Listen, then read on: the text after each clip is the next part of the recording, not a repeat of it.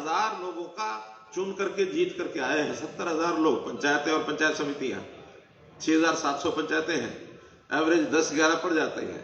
तो 70,000 प्रतिनिधि हमारे 2.25 करोड़ जो वोटर्स हैं उन्होंने चुना है कि सब ठीक ठाक शांतिपूर्वक हो गया, पीसफुल। मैंने कहा हाँ, कोई झगड़ा क्लैश कुछ नहीं हुआ, कुछ नहीं हुआ। तो ये विशेषता इस देश की संविधान निर्माताओं ने हमको दी है, इसको बचा के रखना है। इसको बचा के रखने के लिए जो निराश लोग होते हैं, हताश लोग होते हैं, सत्ता हाथ में नहीं आई तो किस सीमा तक चले जाते हैं, उनकी पहचान करनी पड़ेगी। और उनको इसमें तभी उनको हम सबक सिखा सकते हैं जब उनको दूर रखेंगे।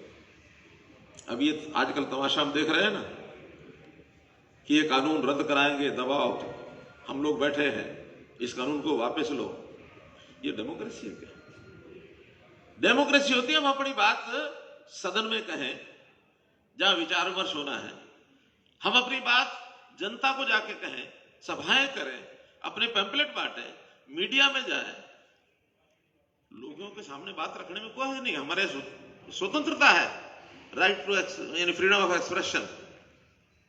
तो फ्रीडम ऑफ एक्सप्रेशन का मतलब यह है कि आप अपनी बात को जाकर के सभ्य ढंग से कहीं भी कहो, लेकिन धींगा मस्ती करोगे या धींगा मस्ती करने वालों को सहयोग दोगे, ये नहीं चलेगा। तुमको अगर डेमोक्रेसी बचानी है तो केवल लोकसभा में बचती है ऐसा नहीं है, केवल विधानसभा में डेमोक्रेसी बचती है ऐसा नहीं है, स्थानीय निकाय में भी हमको यह सबक देना पड़ेगा कि जिस विचार के लोग डेमोक्रेसी पर हावी होना चाहते हैं कि हमारी बात मानो नहीं तो नहीं चलने देंगे, उनको सबक यहां बैठ के भी सिखा सकते हैं। और टाइम की भी बात होती है, क्योंकि आज विधानसभा लोकसभा नहीं है।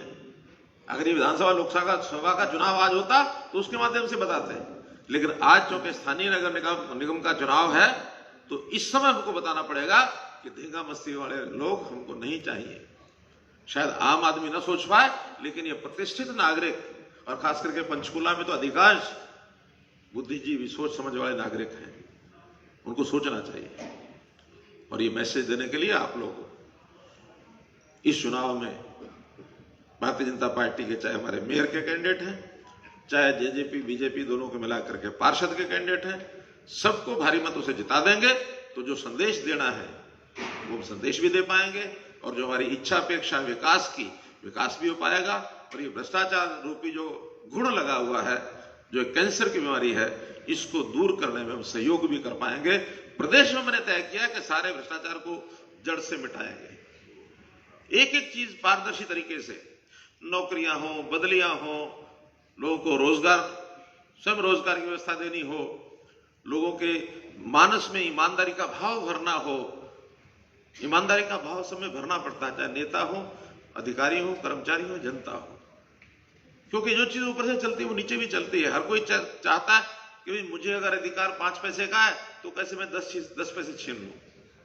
ये जनमानस में भी चीजें होती हैं, तो इसको भी ठीक करना पड़ेगा। लेकिन जब बताएंगे हम सब ऐसा कर रहे हैं, लोग कहेंगे ठीक है।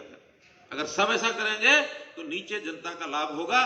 भ्रष्टाचार का सबसे बड़ा नुकसान किसी को होता है तो जो सामान्य व्यक्ति, गरीब व्यक्ति होता है, जो गली मोहल्ले में बैठा होता है, उसका नुकसान सबसे ज्यादा होता है।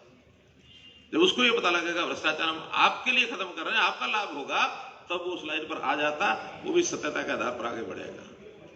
तो इसलिए मित्रों, आज के इस चुनाव में हम लोगों को ये सारी बातें ध्यान रखनी है, और विकास के नाते हमारा शहर अच्छा शहर बने। बाद में ये न कहना कि हमको बताया नहीं था, हम तो बताने के लिए आए हैं, करना आपने है। आप अगर हमारी बात मानोगे तो आपकी जो आवश्यकताएं हैं हम उसको पूरा करेंगे। एक विचार की सरकार होगी तो आधी रात को भी आपकी ओर से कोई डिमांड आएगी, कोई विकास की बात आएगी, उसको उसे पूरा करेंगे। बहुत बहुत धन्यवाद, बहुत बहुत आभार।